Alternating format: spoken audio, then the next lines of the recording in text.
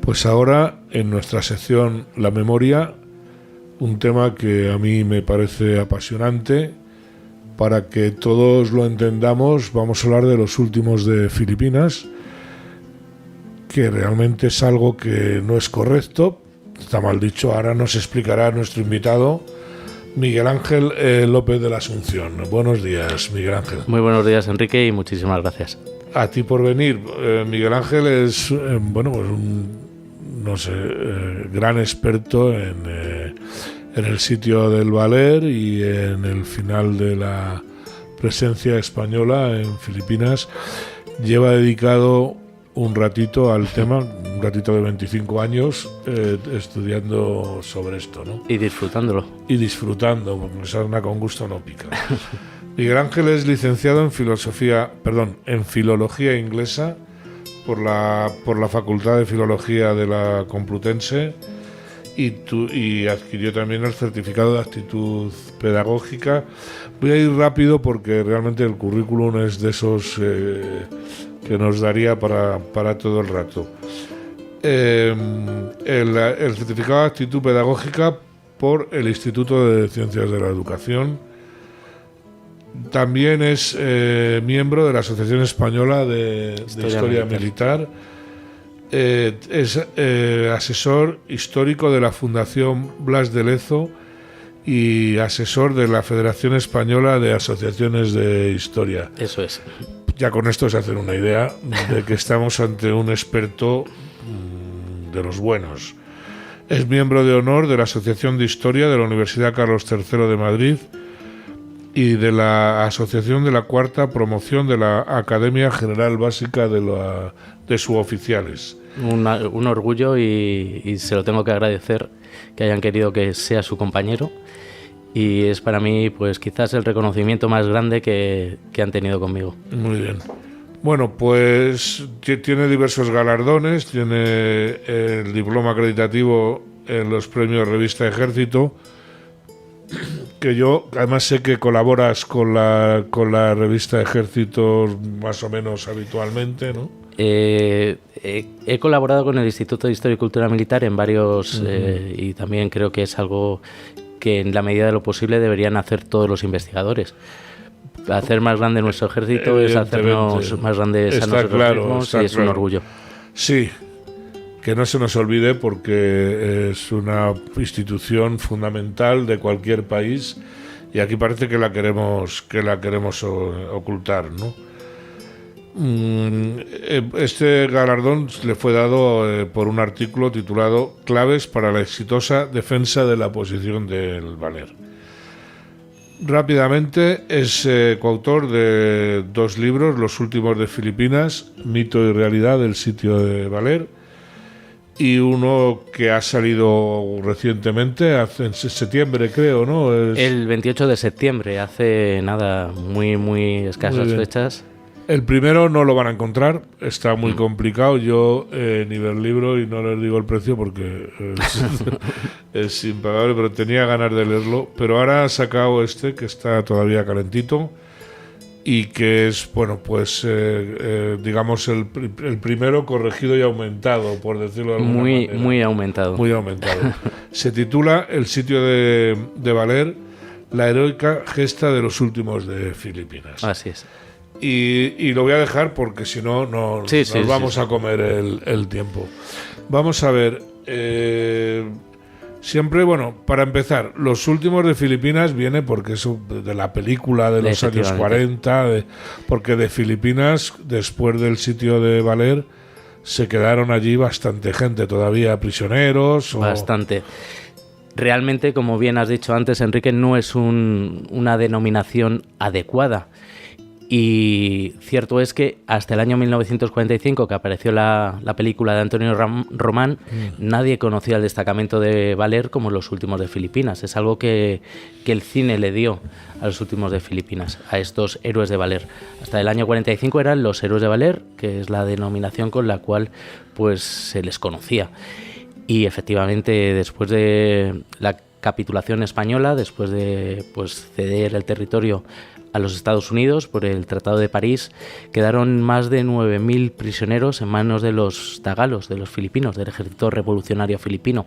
Y muchos de ellos estuvieron varios años en manos de estas fuerzas revolucionarias que entraron en guerra con los Estados Unidos y, paradójicamente, fueron poco a poco, según iban tomando posiciones, nuestros enemigos los que los liberan.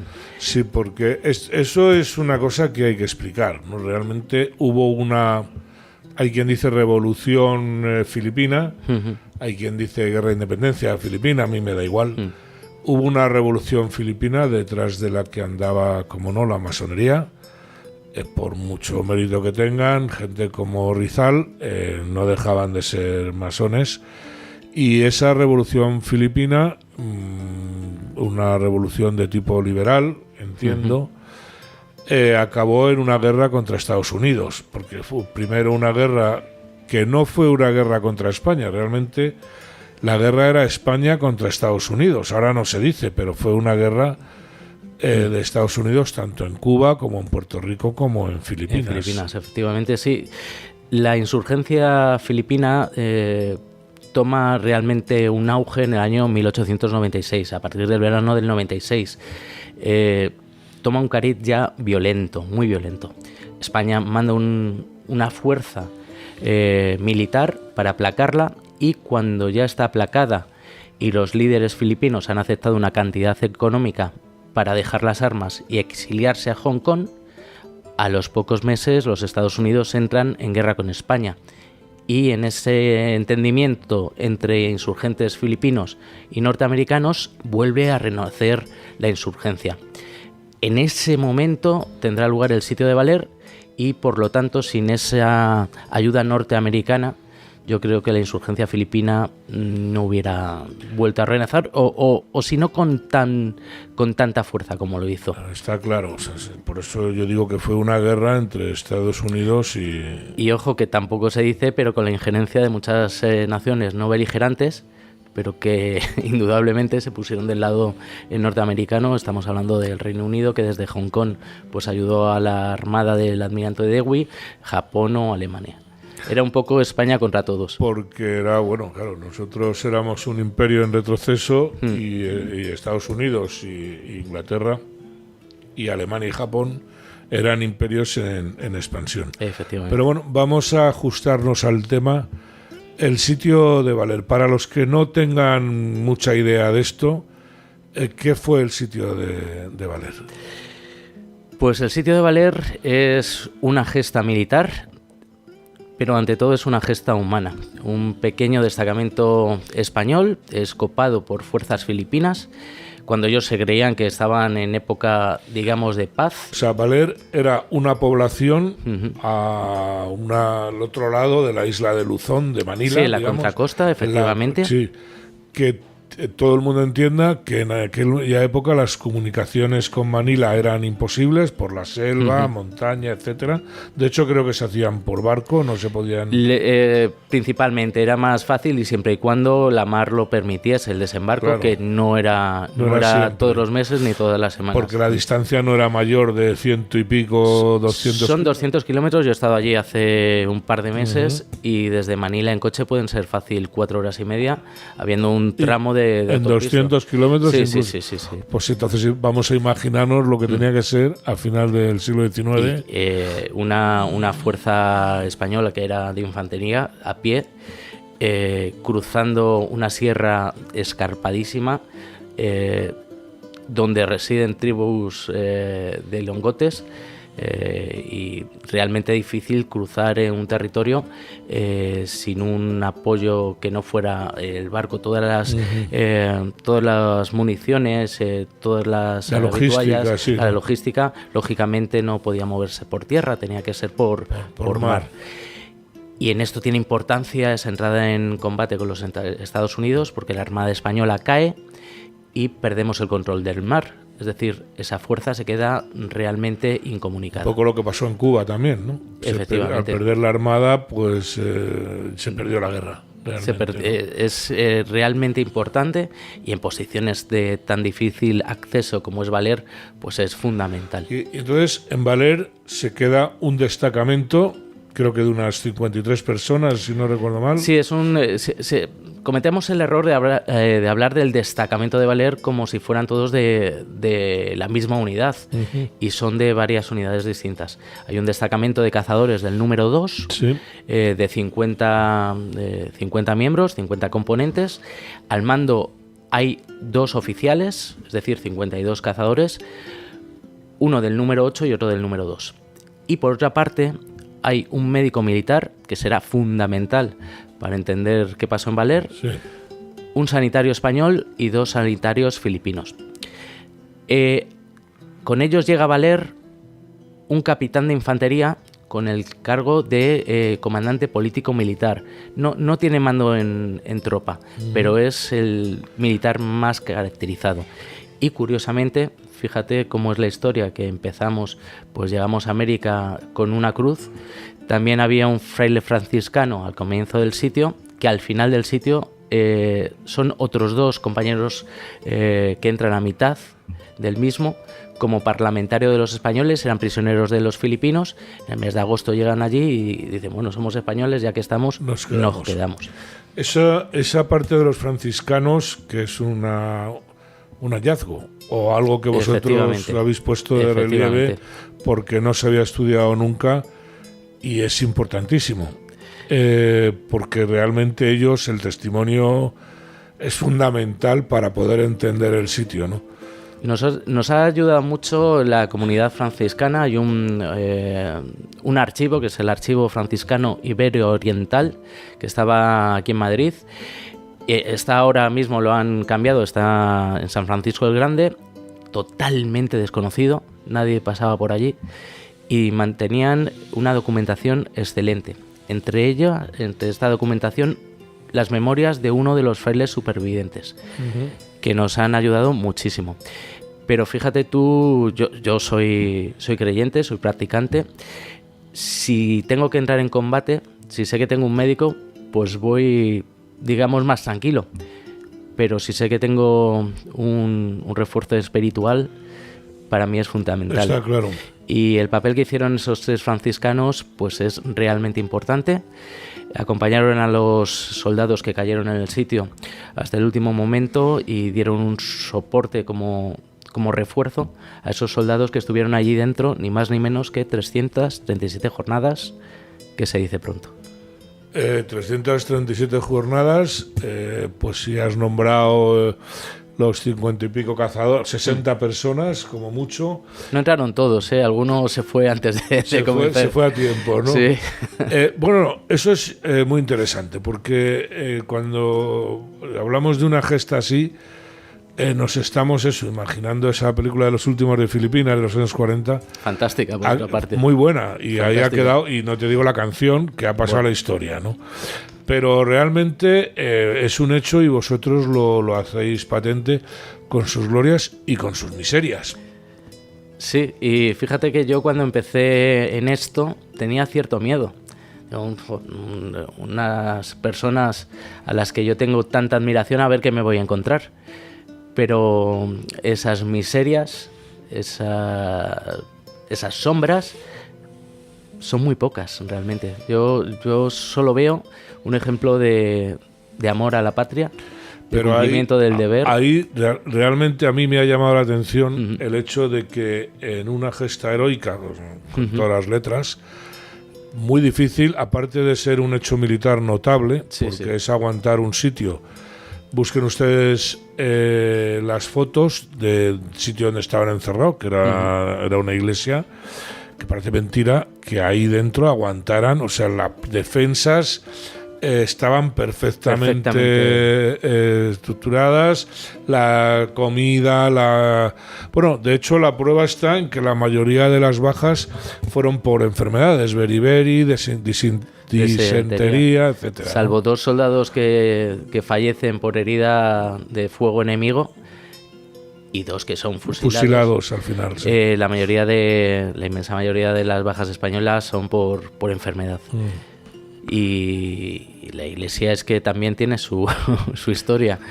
¿Ah, sí? Sí, porque Valer sufre en el año 1741 lo que creemos que fue un tsunami, una crecida de aguas, que acaba con la inmensa mayoría de la población y que obliga a los franciscanos a mover la ubicación de Valer. Se mete un poco al interior y hacia el norte para protegerla. Y estaban pues convencidos de que habría nuevas tempestades, terremotos, posibles crecidas de agua, y lo que no querían era estar rehaciendo la iglesia cada 2 por 3. Claro. Entonces hicieron un templo realmente fuerte, consistente, con unos muros que varía, depende de entre 1,5 metros y 2,10 metros de grosor. Yo he estado en esa iglesia y es, realmente... Aguantó la artillería, no eran solamente fusileros. Algunos artilleros, los artilleros filipinos, aparte de que no eran realmente profesionales, porque la artillería en el archipiélago, los artilleros, los tiradores, eran peninsulares siempre. Salvo algún caso de algún desertor, los artilleros tenían que aprender. Esos cañones de requisa pues no eran fáciles de utilizar, pero duraban muy poco tiempo, porque los tiradores españoles, que eran excelentes tiradores, en cuanto veían un artillero, su esperanza de vida era pequeña, muy reducida. Sí, no recuerdo el nombre ahora, pero ahí creo que era de Huelva, hay uno de los cazadores, Jiménez Berro, que en el nuevo libro he tenido la fortuna de contar con la ayuda de su nieto Diego Torres, que estuvo viviendo 14 años con él, y 14 años dan tiempo para mucho. Hace poco Diego recibió un libro y me dijo: mira, macho, qué contento estoy. Dice: yo pensaba que mi abuelo había sido extremadamente pesado, repitiéndome día y día lo mismo, pero yo he entendido ahora el porqué. Claro. Porque quería que yo supiera todos los detalles, que no lo cambiase y que lo recordase durante toda mi vida. Y a mí me ha ayudado muchísimo. Me ha dado hasta motes, me ha dado pues cosas que en los archivos oficiales no figuran. Claro. Y pues todo ayuda. Si la primera y segunda edición del otro libro eran, desde mi punto de vista, y está muy mal que lo diga yo, una publicación fantástica, te puedo asegurar, Enrique, que estoy muy orgulloso. Pero poco se habrá quedado ya por... Poco quedará por investigar, ¿no? Pues yo creo, del anterior libro hubo muchos compañeros historiadores, muchos medios que decían que era el libro definitivo. Y ahora hemos sacado un libro con 300 páginas más, repletas de novedades, fotografías inéditas, muchísimas. El libro tiene 72 páginas, que se dice pronto, de fotografías, y un porcentaje altísimo inédito. Y nunca pondría la mano en el fuego. Todavía queda cosillas. A mí me ha llamado la atención la cantidad de fotografías que se hacía esta gente, porque hay fotografías de la iglesia por dentro, de la iglesia por fuera, de antes... Eso se lo debemos más a los norteamericanos. Los norteamericanos, cuando toman la posición, enseguida, pues meses más tarde, llega un fotógrafo y hace fotos. Con el último emisario que manda el gobernador general de Manila, un teniente coronel, para intentar convencer a la fuerza que desistan de la defensa y que regresen. Emisario español. Sí, bueno, esto el teniente coronel era Aguilar. Sí. Fue un fotógrafo, pero la fuerza, los sitiados le dijeron: ni se te ocurra hacer una foto. En cuanto te veamos colocar la cámara... eres un espía, claro, ¿no? Claro. Ya existía. Pero ahí me llama la atención, porque hay que decir que el destacamento, no sé si lo estoy diciendo bien, se quedó murió el capitán y se quedó a las órdenes de un teniente que, digamos, fue el que de alguna manera organizó y resistió, que fue Martín Cerezo. Y todo es paradójico en esta historia. Martín Cerezo era un suboficial que sale una normativa ante la necesidad de oficiales para las campañas de ultramar. Todo suboficial, él era sargento instructor en un regimiento en Málaga. Todo sargento que tuviera una serie de años, que eran 6, y una experiencia, y que quisiese ir voluntario a la campaña, ascendía directamente a segundo teniente, lo que actualmente sería un alférez. Es decir, Martín Cerezo no pasa en ningún momento por una academia. Nadie le enseña Lo sé. Sí. Y vamos, consigue algo inaudito. Digo lo sé porque, claro, es que te quedas porque era un señor que efectivamente venía del campo. Era un... digamos que se había metido al ejército pues un poco a buscarse la vida. Se había reenganchado del servicio militar. Y luego se había reenganchado del servicio militar. Y estaba, digamos, lo que hoy diríamos en trabajo de oficinas. Queda viudo y al quedar viudo se va a Filipinas por estas circunstancias, ¿no? Su esposa cae enferma, está embarazada y él deja ese puesto que tenía como sargento instructor para pasar a administración militar, a un trabajo de oficinas en expectativa pues de lo que lamentablemente luego pasó posteriormente. Él, antes de morir, su esposa, que bueno, se habían dicho verdaderas tonterías, que se había vuelto medio loco la muerte de la esposa, que va a Filipinas poco menos que inmolarse. Nosotros descubrimos con documentación que él solicita ir a Filipinas antes del fallecimiento de... Digamos, como promoción o como una forma él de... Él ya sabe que su esposa va a fallecer, morir. Quedarse en Málaga pues tampoco era... Era duro, claro. Y él no va ni mucho menos a inmolarse. Él va a cambiar de aires y a seguir sirviendo a España, pues donde en ese momento era necesario. Claro, lo que pasa es que realmente la memoria fundamental hasta que habéis llegado era su libro. Él escribió un libro. Efectivamente. O sea, era un personaje realmente interesante. Interesantísimo. Que sale del campo, o sea, es un líder natural. Efectivamente. Es un militar que lo lleva pues desde el Cid Campeador, no sé dónde le vendrá. Quiero decir que no, porque lo que dices tú, no había pasado no tenía estudios militares. No tenía una preparación para ser oficial. Él sabía pues ejecutar a la perfección las órdenes que recibía, pero de un día para otro es él el que tiene que tomar las decisiones y del que dependen la vida de todos sus compañeros. Claro. Y lo hace, consigue una cohesión de la fuerza como si fueran un solo hombre, que eso es algo que se ha estudiado en todas las academias militares.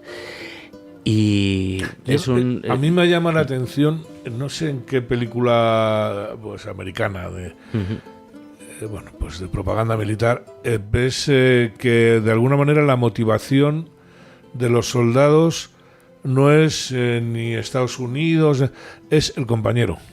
Eso está muy estudiado. En un primer momento tú te puedes alistar por un afán patriótico, por un cariño, pero según va pasando el tiempo y van cambiando las circunstancias, al final tú luchas por un afán de supervivencia y por los compañeros, por quien tienes al lado.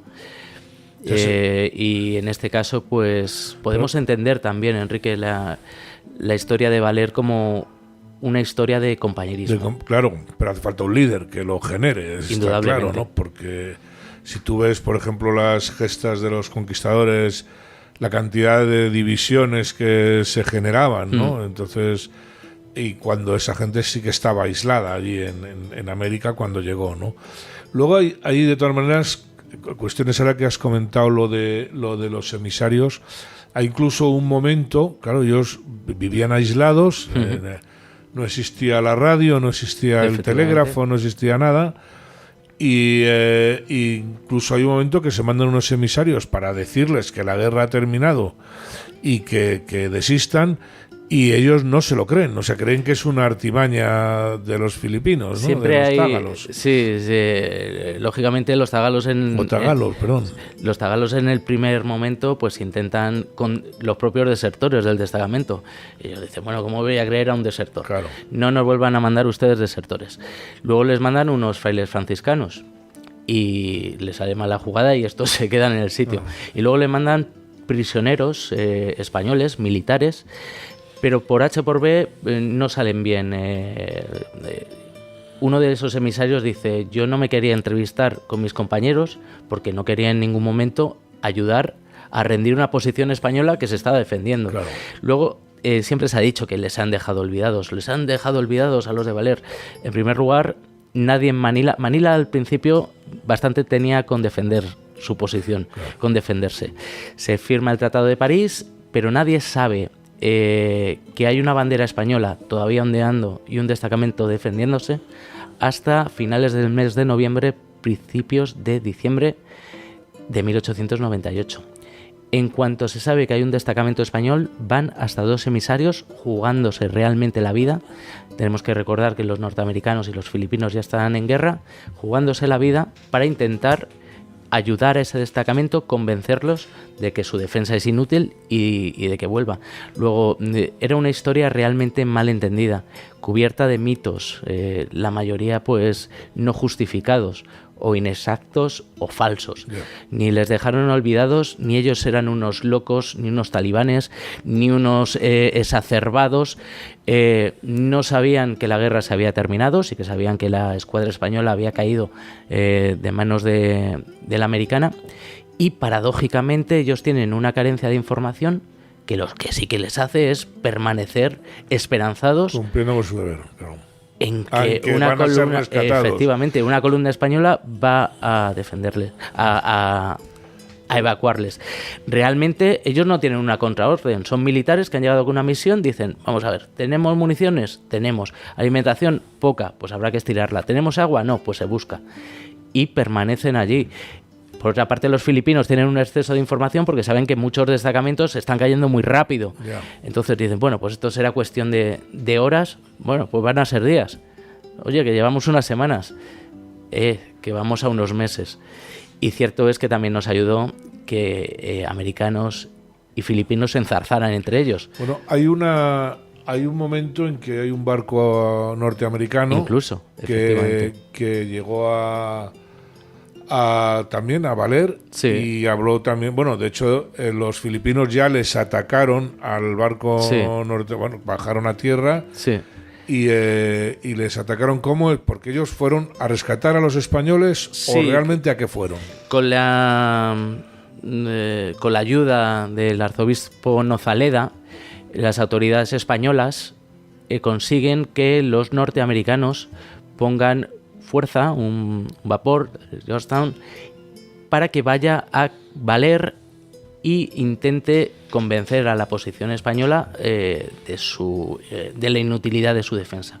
Ellos se plantan allí, tienen un primer contacto con los filipinos y los filipinos les dicen, bueno, stand-by, ustedes no merodeen por aquí, ¿de acuerdo? Porque si les vemos merodear, pues abriremos fuego. Los americanos hacen caso omiso, tienen prohibido entrar en el río, pero efectivamente entran y son pues fusilados desde hay la un costa. Caso, creo que es Teodorico Luna, que posteriormente lo fusilan los norteamericanos, que era el cabecilla. Porque era el cabecilla de Valer. De la primera insurrección era el cabecilla, luego es uno de los jefes insurrectos, porque por allí pasa mucha gente. Esto es, el que no podía, estaba allí un tiempo y, oye, que me ha salido algo, que me voy.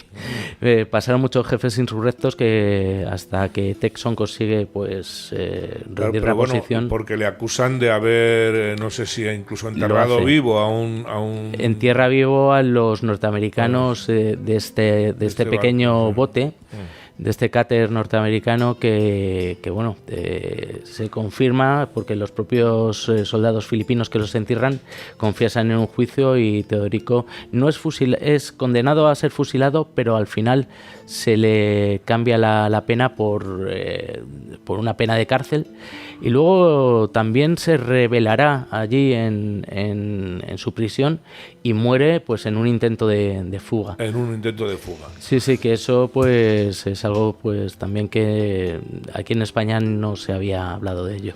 Muy bien, sí, porque Teodorico Luna es un personaje fundamental en el sitio, porque realmente masón también. Sí. Bueno, todo el movimiento insurgente lo eran. Lo era, ¿no? Por definición, el Katipunan es una asociación masónica. El Katipunan, ¿qué es el Katipunan? Pues es este movimiento en principio secreto que se crea con una estructura de logia, muy influenciado por ese odio antiespañol y sobre todo anticlerical, que en principio hacen pues pequeños atentadillos y en 1896, como hemos comentado, ya hacen una revolución en todo. Katipunan que nace al deshacerse la Liga de Rizal, es cuando... Tiene sus orígenes en la Liga Filipina. Pero Rizal no quería en ningún momento una un movimiento violento. Yo creo que Rizal se deja engatusar por estos revolucionarios y cuando ve lo que se ha liado, se intenta desvincular. Rizal estuvo en España, estudió en España, era amigo de Blasco Ibáñez.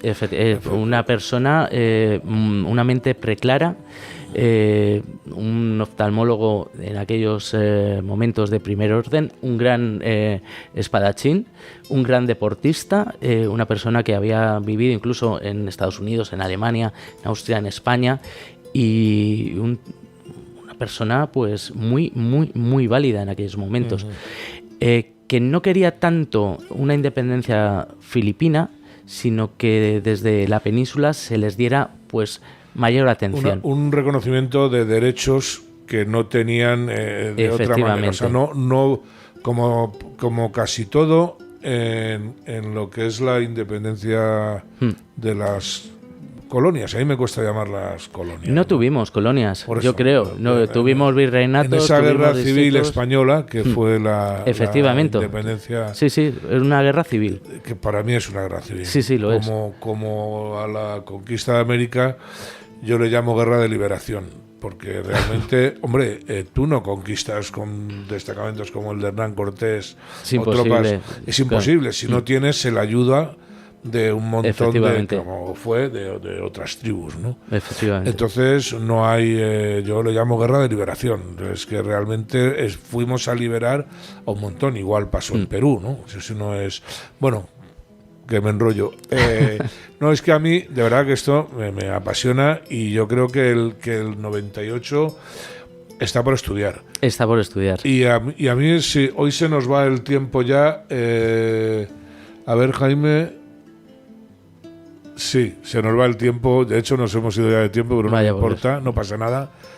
Sí me gustaría algún día que vinieras a hablarnos, no ya tanto del sitio de Valer, sino de la circunstancia histórica que rodeó el 98. Yo, si te dejas, te a vuestra entera disposición. Yo pues le he dedicado mucho tiempo a esto, he disfrutado y mi principal interés es que los demás disfruten lo mismo que has disfrutado tú. Pues muchísimas gracias. A vosotros. Esta ha sido nuestra sección de la memoria, donde pues queremos traer episodios de nuestra historia que no son tan conocidos. Hasta la próxima.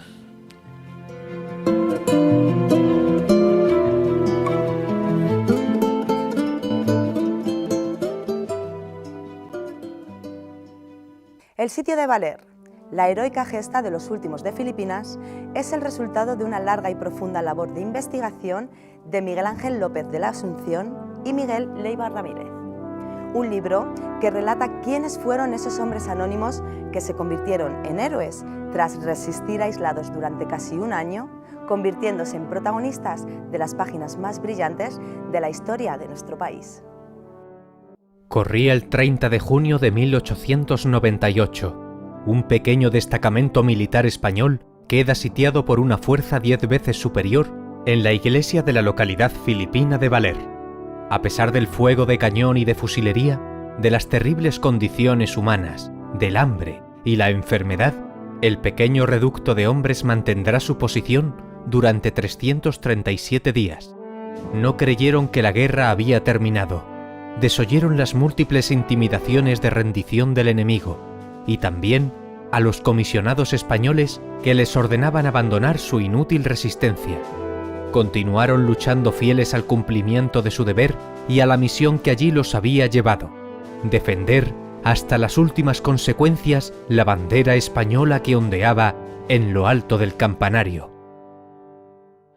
Hace ahora 25 años comenzamos una investigación que nos ha llevado a recorrer 3 distintos continentes.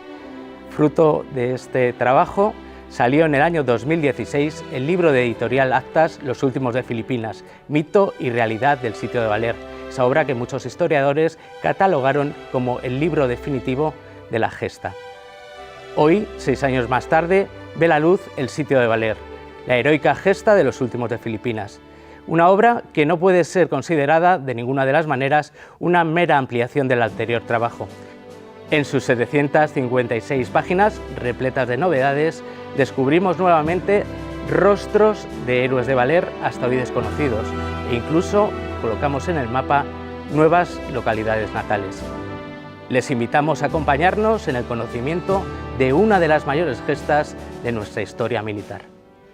En este libro, orientado tanto a quien se aproxima por primera vez a los hechos como al conocedor de los mismos, relatamos detalladamente la heroica gesta de los últimos de Filipinas, nombre con el que hoy conocemos o identificamos a aquellos héroes de Valer, ofreciendo las claves y las respuestas que explican cómo fue posible semejante hazaña. ¿Quiénes eran esos hombres? ¿Cuáles fueron las claves que hicieron posibles unos hechos que asombraron al mundo? Esta obra viene a dar respuesta a estas y otras cuestiones. Un trabajo que cuenta con una amplia documentación inédita y testimonios hasta hoy desconocidos de los descendientes de aquellos héroes. Es este un libro que aporta novedosas e interesantes revelaciones sobre la famosa gesta de Valer.